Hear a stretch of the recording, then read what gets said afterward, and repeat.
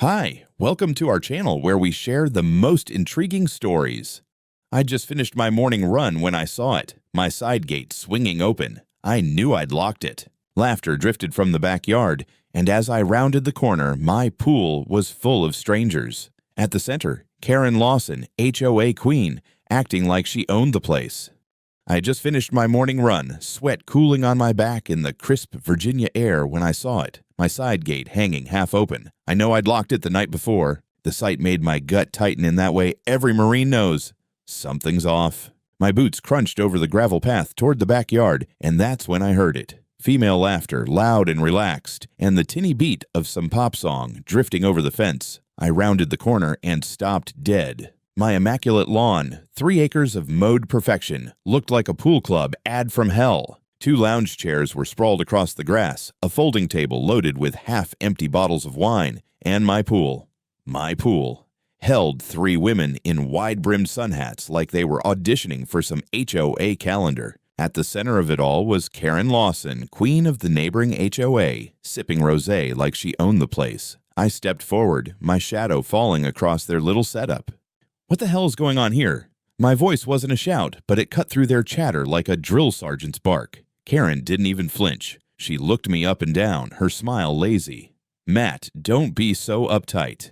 You've got all this space going to waste. We're just making use of what the community needs. The community? I repeated, already fishing my phone out. I started recording, the camera catching the wine, the chairs, the ridiculous stack of printed wristbands on the table. Karen gave a little shrug, water beading off her shoulders. New HOA guidelines. Your yard is now a shared recreational space. You're a man with land. You have a duty to share. I almost laughed at the insanity, but instead I gestured toward the gate. Out. Now.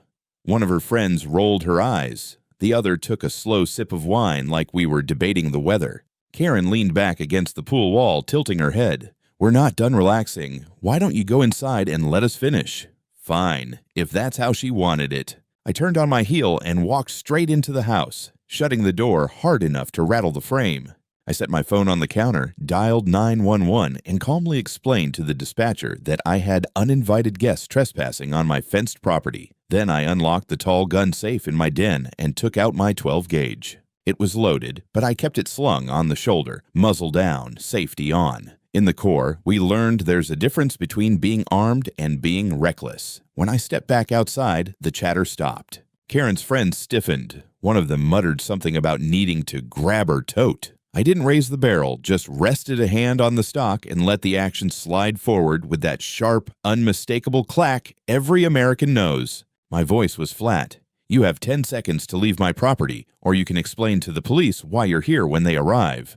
That broke them. The 2 friends scrambled out of the pool, grabbing towels and shoes. Karen climbed out slowly, dripping chlorinated water on my deck, and paused close enough that I could see the smirk still glued to her face. You're going to regret speaking to your neighbors like this, she brushed past, snatching up her wine bottle on the way. I kept the phone recording as they filed through the gate, making sure the camera caught each of their license plates as they pulled away. Once the gate was shut and locked, I holstered the shotgun back in the safe, exported the footage to my cloud drive, and wrote down the time, the names, and every detail I could remember. This wasn't over, but at least now it would be on my terms. By morning, the story had already been rewritten without me. I opened my front door to a neat little stack of flyers rubber-banded to the mailbox and a neighbor walking his corgi, giving me the kind of wide berth usually reserved for rabid raccoons.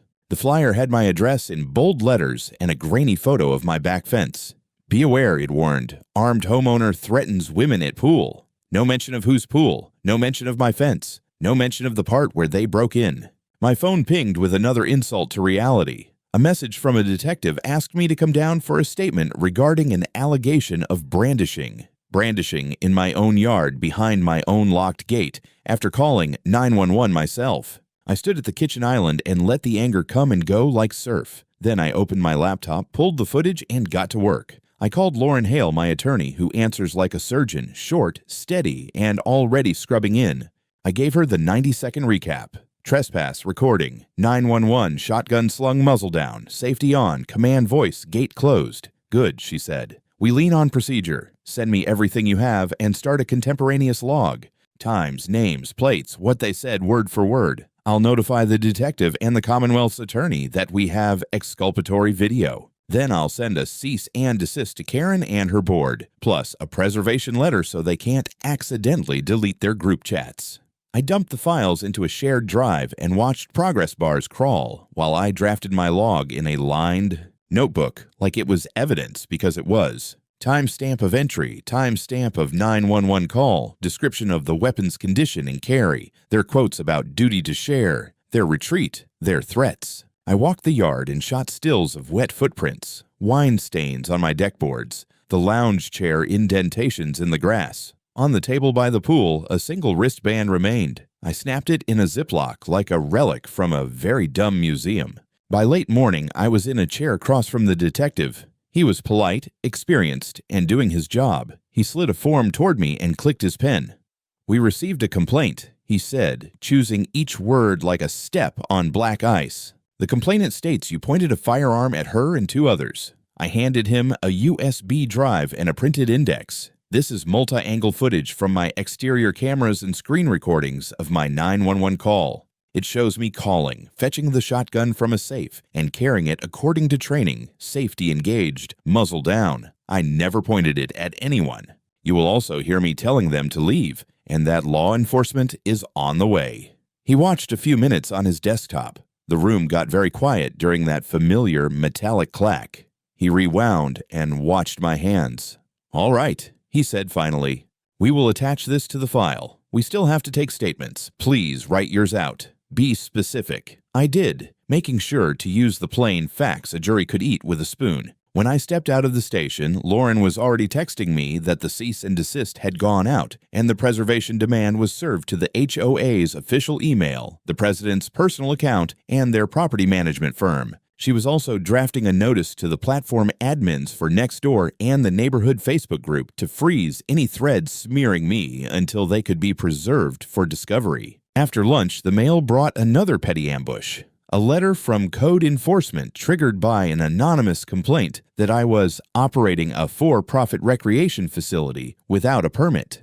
Cute. I called the inspector and invited him to swing by anytime. Lauren emailed him my parcel data, tax status, and a simple statement that my pool is private, residential, and expressly not open to the public, as proven by, well, everything. She requested he note the complaint as potentially retaliatory and preserve the file. By mid-afternoon, I walked my perimeter with a screwdriver and a pocket full of screws, tightening every hinge and lag bolt on the gates. I replaced the private property signs with sturdier aluminum ones and mounted a fresh, "No trespassing, no loitering, violators prosecuted" placard at eye level, left and right of the latch. I set the cameras to retain clips to the cloud for longer and added a rule. Any gate opening triggers a siren on the patio speakers and a push alert to my phone. I called the sheriff's office and asked for a trespass notice against Karen Lawson and the 2 women with her that day. The deputy explained the process, took my complaint, and scheduled a time to serve them if they came again.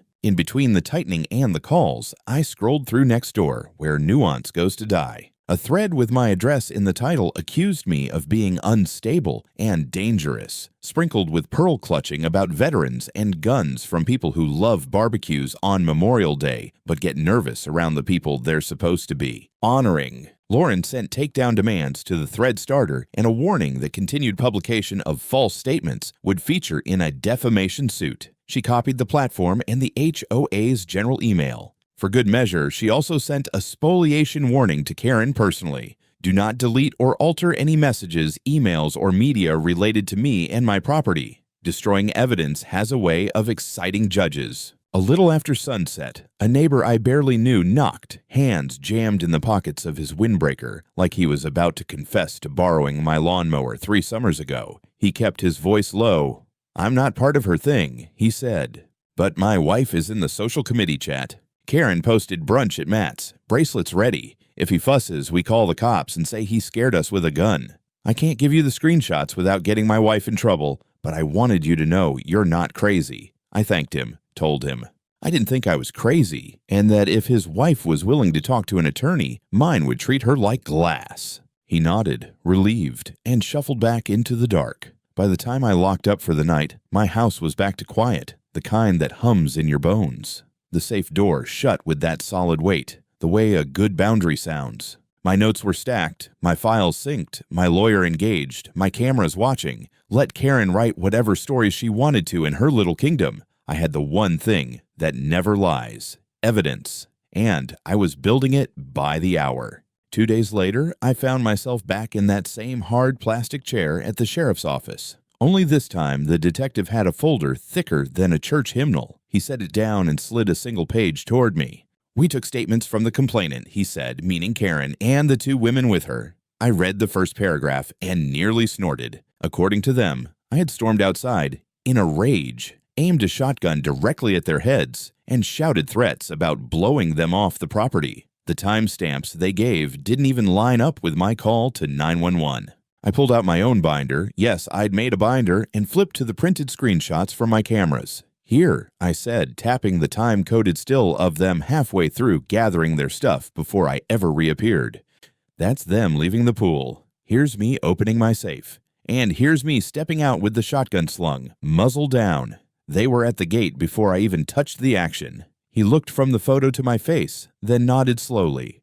"We're going to need to hang on to your copy of the video. I'd brought a fresh drive for that exact reason. When I got home, there was another envelope in the mailbox. City code enforcement again. This time, an anonymous complaint claimed I'd installed unapproved commercial signage. I walked straight to the backyard and laughed out loud. The only new signs were my private property placards." Lauren fired off another letter, this one noting that repeated baseless complaints constituted harassment under state law and could be rolled into our civil action. That evening, my phone lit up with a number I didn't know. It was a woman introducing herself in a whisper as a member of the HOA social committee. "I think you should see something," she said, and a moment later, my inbox pinged with an email containing 3 screenshots. The group chat thread was titled Pool Day. Karen had typed Sunday brunch at Matt's place. Wristbands ready. If he fusses, we call the cops and say he scared us with a gun. Underneath were laughing emojis and a comment from one of her lieutenants. Perfect. That'll shut him down for good. I forwarded the images to Lauren, who called me less than 5 minutes later. "This is gold. It's conspiracy, Matt. Civil and possibly criminal if we can show intent to make a false report. I'm filing an emergency motion for a temporary restraining order in the morning. In the meantime, make sure your cameras are set to upload instantly to the cloud. If they so much as walk by your fence, I want eyes on it." The next morning, a certified letter landed on my desk. This one from the HOA itself, printed on letterhead. It announced Community Pool Access Days and listed my street address as the location. The kicker attached was a PDF flyer with a photo of my backyard, obviously taken without my permission. The event was scheduled for Sunday, complete with a list of activities and guest wristbands provided. I called the sheriff's office, forwarded the flyer, and explained that I had not agreed to host any such event. The deputy said he'd flag it for patrol and have someone in the area that day. Lauren pounced on the flyer like a hawk. She filed it as Exhibit A in our growing harassment suit, along with the chat screenshots. Then she drafted a preservation demand to the HOA's bank and accountant, instructing them to retain any records of payments for wristbands, event rentals, or promotional printing. "If they spend HOA money to trespass on you, the board's on the hook too," she said. By Friday, I'd prepared my yard for battle. Not in the gunpowder sense, more in the documentary sense. Extra SD cards in the cameras. Motion alerts tested. The patio speakers wired to play a loud warning if any gate opened without my code. I even borrowed my buddy's drone, programmed to hover at 40 feet and stream live to my laptop if triggered. Sunday arrived hot and bright. Just after 10 a.m., a white box truck rolled up and stopped at my gate. The driver hopped out, clipboard in hand, and told me he was here to set up chairs, tables, and a canopy for the pool event. I asked who hired him. He showed me the contract. Oak Field HOA, signed by President Karen Lawson. I told him the contract was void because the venue had never agreed and that the police were on their way. The man shrugged and said, "I get paid either way," and drove off without unloading. 15 minutes later, 2 patrol cars pulled up just as Karen herself came striding down the sidewalk in a wide hat and big sunglasses, as if the disguise could hide the entitlement. She started in immediately about community tradition and neighborhood goodwill. One of the deputies cut her off to remind her she was under a temporary restraining order prohibiting her from approaching my property. Her mouth tightened, but she stepped back to the curb. I filmed the whole thing from my porch. Timestamp visible. As the day wore on, a few guests arrived looking confused when they saw uniformed deputies leaning on their cruisers by my gate. Some turned away, others muttered about overreaction. I didn't care. The important thing was the plan had been stopped cold, in public, with witnesses and cameras rolling. And thanks to those screenshots and that flyer, we had proof it wasn't some spontaneous misunderstanding. It was coordinated. Lauren's voice on the phone that night carried a smile I could hear. Matt, they just handed us intent, pattern, and third-party confirmation. They're digging their own hole. All we have to do is keep the rope from breaking while they climb in. By the next week, Lauren had turned our stack of screenshots, flyers, and police reports into a neat, lethal package labeled Defendant's Coordinated Harassment Campaign. The first hearing on our harassment suit wasn't for another month, but she wanted every move on record. Meanwhile, the HOA seemed determined to help her. Midweek, my email pinged with another community announcement. This one had the subject line, Pool Access Resumes. Don't miss out. The body cheerfully listed upcoming dates for swim days, still with my address, but now with a disclaimer at the bottom. All attendees enter at their own risk. I almost admired the nerve. They'd been served a restraining order, filmed being warned off by deputies, and they still couldn't keep my property out of their schedule. Lauren fired off a motion to amend our complaint to include the new email citing willful violation of the TRO. She also sent a preservation notice to the HOA's bank and accountant again, this time explicitly requesting records of any event-related expenses since the date of the order. They're either dumb enough to keep paying for this, or they're diverting funds. Either way, it's discovery gold, she said. That Sunday, the scene repeated itself. Different day, same play. A catering van idled near the curb. A couple with a cooler walked right up to my gate, only to be turned back by the two deputies stationed there. And then Karen appeared, this time without the hat, flanked by a man I recognized as one of her board members. She tried to talk over the deputies, claiming she was only here to check on a community asset. One of the officers cut her off with the kind of voice cops reserve for drunk guys at baseball games. Ma'am, you've been served a lawful order. Step back, or you'll be arrested. She stepped back. All right, but only far enough to hiss at me across the lawn. You're going to be the most hated man in Oak Field when this is over. I didn't bother answering. The deputies' body cams were doing the talking for me. 2 days later, the accountant for the HOA called Lauren. His voice, she told me, had the tone of someone who'd just realized they were holding a live grenade. I don't want to go down with her, he said, and offered to meet privately. At that meeting, he handed over copies of invoices, wristbands, chair rentals, flyers, even an event coordinator deposit. Every one of them billed to the HOA and signed by Karen Lawson. Dates and amounts lined up with the 2 attempted pool days the deputies had shut down. Lauren added the invoices to our exhibits and sent copies to the county investigator already looking into the TRO violation. She also reached out to a former HOA board member who'd left under irreconcilable differences with Karen. He agreed to a recorded interview and described how she had pitched the idea of shared recreational spaces by informally annexing certain yards. She said if we acted like it was already community property, the owners would either give in or look like jerks fighting their neighbors, he said. While Lauren was building the civil case, the sheriff's office was quietly building a criminal one. The chat logs and invoices showed planning. The TRO violations were captured on both my cameras and the deputies' body cams. And then came the big one. The county IT department, working with a warrant, pulled data from Karen's phone. There it was in her own voice, a recorded message to one of her friends. Don't worry, if he says no, we just do what we did last time. Call the cops, tell them he's waving a gun around. They can't ignore that. Lauren's smile when she played it for me was the legal equivalent of a battle flag going up. Matt, this is attempted filing of a false police report. That's criminal. It also obliterates her credibility in any civil setting.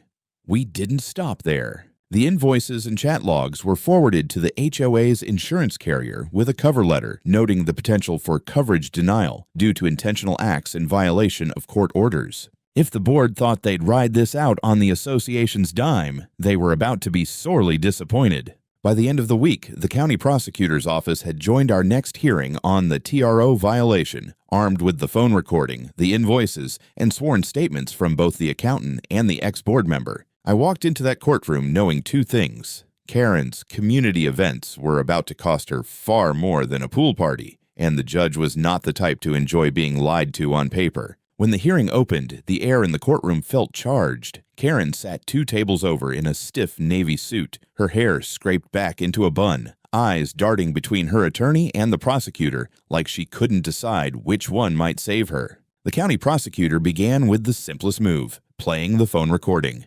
Karen's own voice filled the room, smug and conspiratorial. "Don't worry, if he says no, we just do what we did last time. Call the cops, tell them he's waving a gun around. They can't ignore that." The judge's expression didn't change much, but I saw his jaw tighten. Then came the HOA accountant, walking up with a slim folder and a look that said he'd been waiting for this day. He testified how Karen directed every event expense, personally signed the checks, and dismissed concerns about that homeowner's property rights with a wave of her hand. The prosecutor introduced the invoices, the HOA email blasts, and the body cam footage of deputies ordering her off my property twice. The pattern was impossible to ignore. My attorney Lauren followed with our civil side, the restraining order violations, the harassment campaign, and the fact that Karen continued using HOA funds after being served.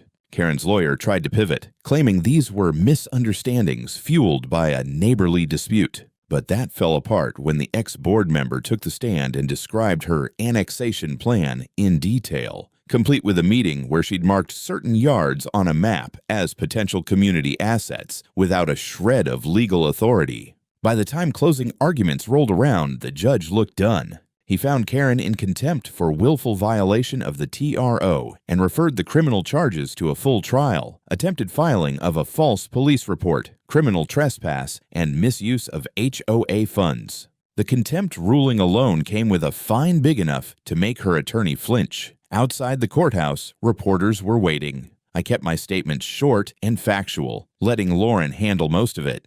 Karen, on the other hand, tried to push past them with a hand over her face, muttering about biased coverage. Her board members weren't so lucky. Half of them got stopped for comment, and from what I saw later on the evening news, their answers ranged from evasive to openly blaming her. That night, I poured myself a bourbon on the back porch and looked out at my pool, quiet and still under the security lights. No chairs, no wine bottles, no strangers laughing in my yard, just my property, as it should be. But Lauren was right. This wasn't over. Criminal court was next, and with the evidence stacked the way it was, Karen wasn't walking in as the queen of the HOA anymore. She was walking in as a defendant with her own voice promising to weaponize the police against me. The next morning, Lauren called with an update that made me pause mid-sip of coffee. "Matt, the HOA's insurer just sent a notice. They're suspending coverage for legal expenses related to Karen's actions. That means every dime for her defense in the civil case is coming out of her pocket,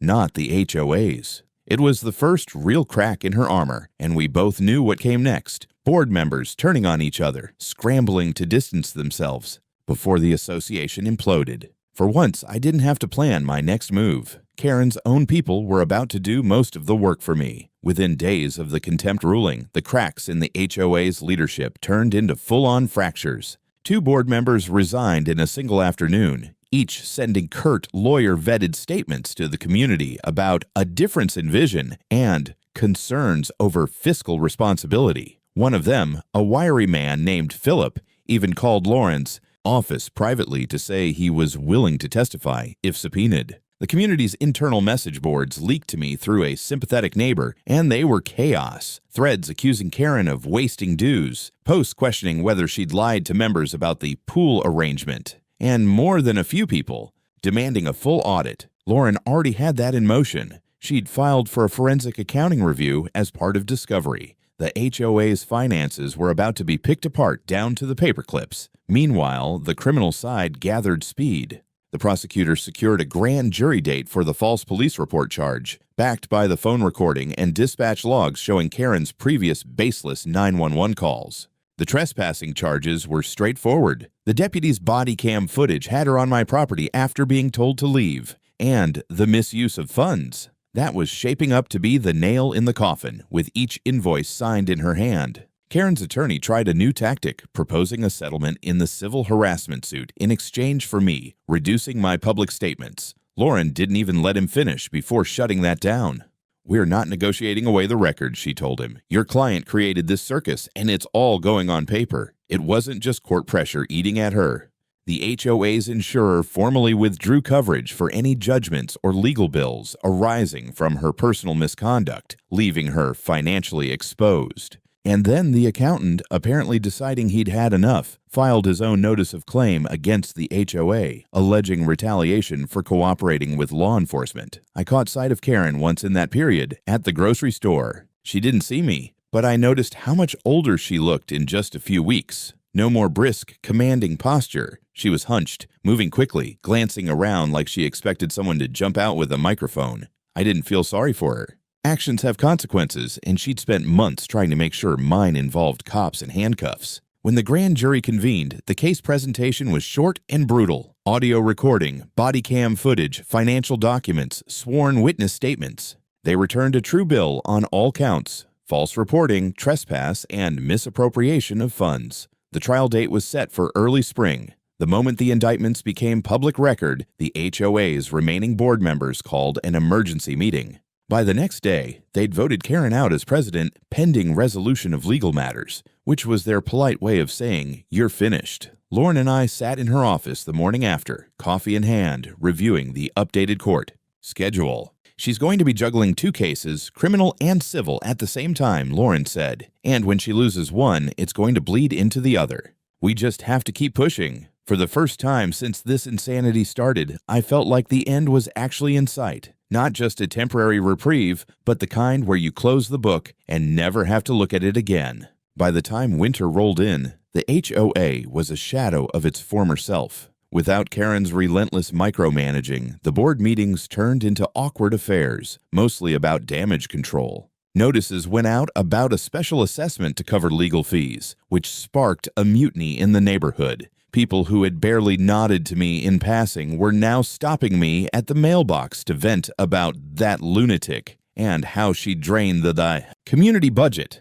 The criminal trial was set first. Jury selection alone was a spectacle. Half the pool recognized Karen's name from the local news, and several had strong opinions about her before even hearing a word of evidence. The judge had to repeat the instruction about impartiality more than once. I wasn't on the witness stand until the second day, but I sat through every hour. The prosecution's opening statement was surgical, a timeline of her harassment, her recorded intent to falsify police calls, and the misuse of HOA funds for events staged on property she didn't own. When I testified, they had me walk through each incident in order, starting with the first unauthorized community event at my pool and ending with the day deputies escorted her off for the last time. The jury listened closely, eyes flicking between me and the big screen playing the body cam footage. The audio of her voice on the 911 call claiming I had brandished a weapon at her landed like a thunderclap in that silent courtroom.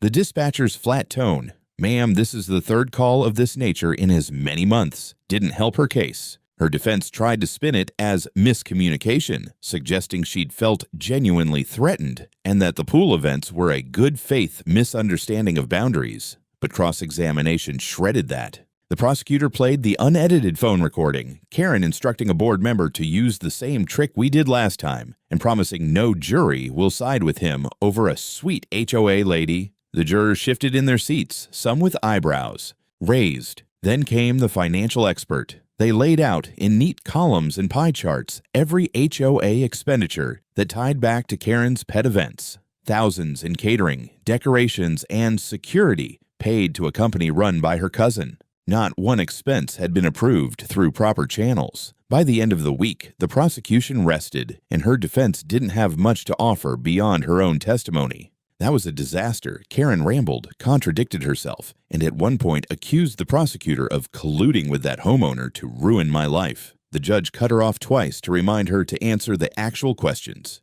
Closing arguments were merciless. The prosecutor's final line was simple. This was never about community. This was about power, control, and personal gain at the expense of someone else's property rights. The jury didn't deliberate long. They came back with guilty verdicts on all counts: false reporting, criminal trespass, and misappropriation of funds. The sentencing was scheduled for a month later, and the judge made it clear she'd remain out on bond only under strict conditions. including no contact with me or any HOA property. Walking out of the courthouse that day, I caught the eye of one of the jurors. He gave me a small nod, not a smile, not gloating, just a quiet acknowledgement. It felt heavier than I expected. This wasn't just about winning a case. It was about closing a chapter that had consumed far too much of my time and energy. Lauren met me on the courthouse steps. "One more to go," she said, referring to the civil suit. "But after this verdict, that's going to be a formality." Still, I knew Karen. She wouldn't go down without trying to drag someone else with her. And if she thought the civil trial might be her last stage, she'd try to turn it into a performance. The difference this time was that every script she had was already in evidence and already dismantled. Sentencing day arrived with a cold rain that felt almost theatrical. The courthouse parking lot was full, a mix of reporters, curious locals, and a few HOA members who looked like they'd rather be anywhere else. I walked in with Lauren at my side, both of us in dark suits, the kind of armor you wear when you want to look unshakable. Karen was already at the defense table when we entered. Her once perfect hair was limp, her makeup understated, and her posture slouched. She glanced up, met my eyes for a fraction of a second, then looked away. Her attorney sat rigidly beside her, a thick folder in front of him, but the vibe was pure resignation. The prosecutor opened with a concise review of the crimes: false emergency reports that wasted public resources, repeated trespass after explicit warnings, and embezzlement of community funds for personal projects. Then came the victim impact statements. I debated whether to speak, but in the end I did.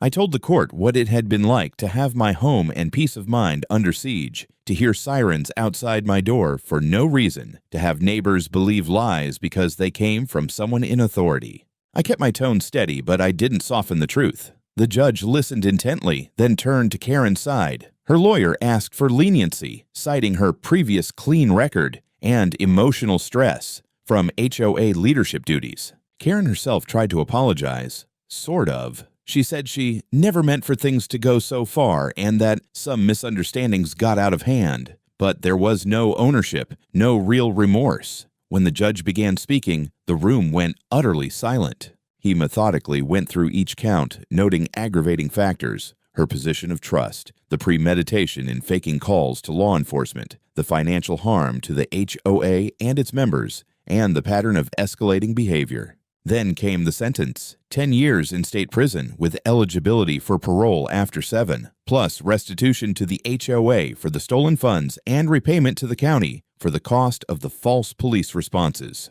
Karen's shoulders dropped like someone had cut the strings holding her up. Her attorney put a hand on her arm, but she didn't move, didn't even blink for several seconds. When the bailiff stepped forward, she stood, wrists extended for the cuffs without a word. The sound of the metal locking shut was sharper than usual in that quiet room. Outside, the press swarmed, but Lauren handled it like a pro. Short statements about justice being served, no comments on the civil case still pending. As we walked down the courthouse steps, the rain eased, and I realized I was breathing deeper than I had in months. The civil trial came quickly after that. With a criminal conviction already on record, the judge granted us a summary judgment in our harassment and trespass claims. The HOA's insurance company refused to cover her damages, so the award, covering my legal fees, property security upgrades, and punitive damages, was hers to pay personally. Lauren filed liens on her home and bank accounts before the ink on the judgment was dry. In the weeks that followed, the HOA held emergency elections, and a new board took over. They repealed the nonsense community pool bylaw, issued a public apology, and even offered to pay for the landscaping Karen's parties had damaged. I accepted the apology but declined the landscaping offer. I had already hired my own crew, and I wanted no more ties to HOA budgets. One afternoon, I stood at my pool, coffee in hand, listening to the sound of the filter running and the faint splash of the waterfall. No party noise, no uninvited guests, no shouting from the fence line. Just my property, my rules, and quiet. Lauren called later that day. "Everything's filed, everything's closed," she said. Unless she appeals, which, good luck to her with that. For the first time in what felt like forever, I believed her.